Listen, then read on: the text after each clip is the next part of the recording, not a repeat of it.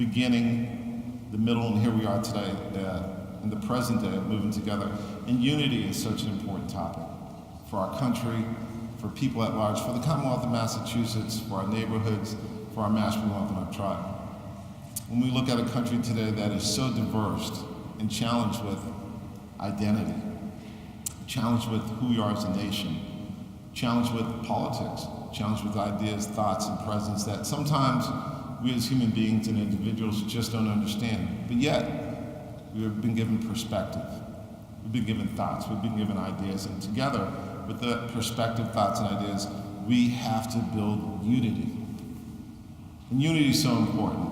It's okay to disagree, but I look at all the various faces here, and I'm sure we could talk about each and every one of our history as to where we're from, what we experience, where we're going through, what we're going through, and where we'll ultimately end up. And hopefully we end up in a place where the story will be written like this.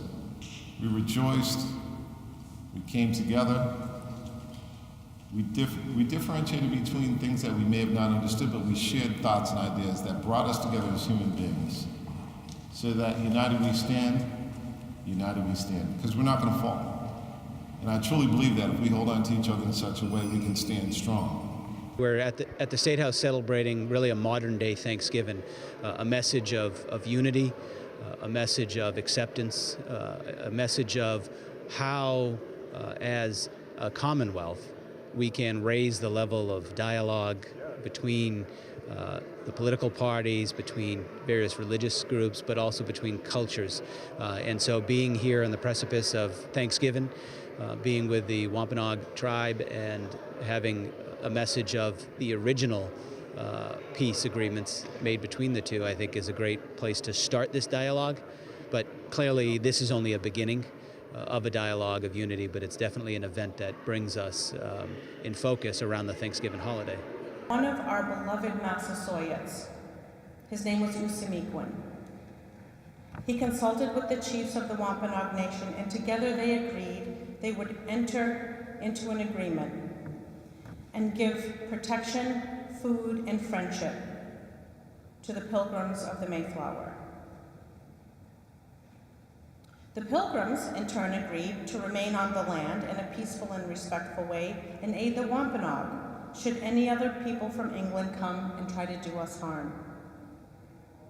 This treaty was the first treaty of mutual aid and respect signed between an indigenous nation and pilgrims on this continent.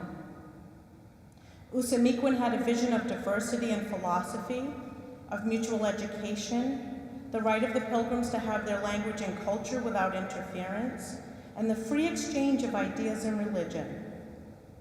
In order to realize his dream that this treaty represented, these new pilgrims would require a place to be, a place with land underneath their feet. We, the Wampanoag Nation, contributed by allowing a shared space here in our territory. This act set the tone and relationship between my tribe and those coming to these shores continually. That dream of diversity and mutual respect nurtured a peaceful unity between different cultures and peoples for the entire remainder of Usamiquin's life, over 40 years. And to date, that remainder of his life remains the longest period of peace in American history. It also fostered the formation of both Plymouth and Massachusetts colonies. It is this ideal which we must continue to strive toward. A mutual treaty of unity and respect, this one, led to the eventual formation of the Commonwealth of Massachusetts through the joining of these two colonies. I think for us, it's really to look at our history and to look at the common humanity between two very different cultures. That at the genesis of its relationship, it was strong, it was peaceful, it was one of mutual cooperation. And history has showed us that that relationship has changed over the years, sometimes to be extremely stressful between the two parties, other times to be getting closer together.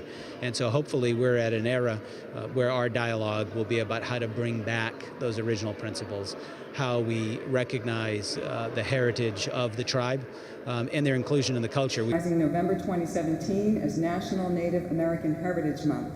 Whereas after the first harvest in 1621, the Pilgrims gathered with their neighbors, the Wampanoag Native Americans, who broke bread, gave thanks, and shared a harvest feast with the Pilgrims, observing the first Thanksgiving. And whereas the Wampanoag Native Americans taught the new settlers how to survive throughout the winter, making the settlement of Plymouth Colony and eventually Massachusetts possible.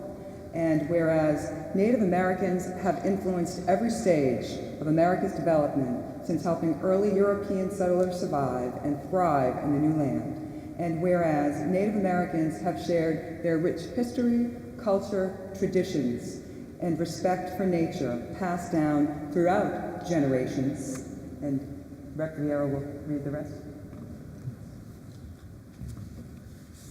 And whereas Native Americans are a vital part of the Commonwealth's economy by contributing significantly to all aspects of daily life, including education, medicine, commerce, agriculture, communications, public service, and high technology. And whereas Native American Heritage Month is a time to celebrate and acknowledge the important history and contributions of Native people, and an opportunity to educate the general public about tribes, raise awareness of the unique challenges Native Americans have faced, both historically and in the present, and the ways in which they have worked to conquer these challenges.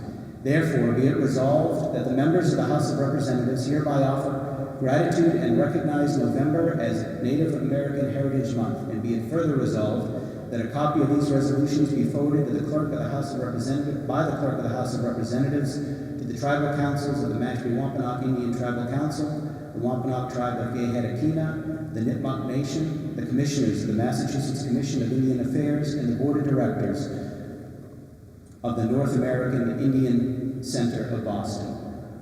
Adopted November 9th, signed by Speaker of the House Robert DeLeo, Clerk of the House Stephen James, offered by Representatives Vieira, O'Connell, and a series of other legislators. I won't read all of them, but they'll all be enshrined in the signature blocks of the resolution. Mr. Chairman.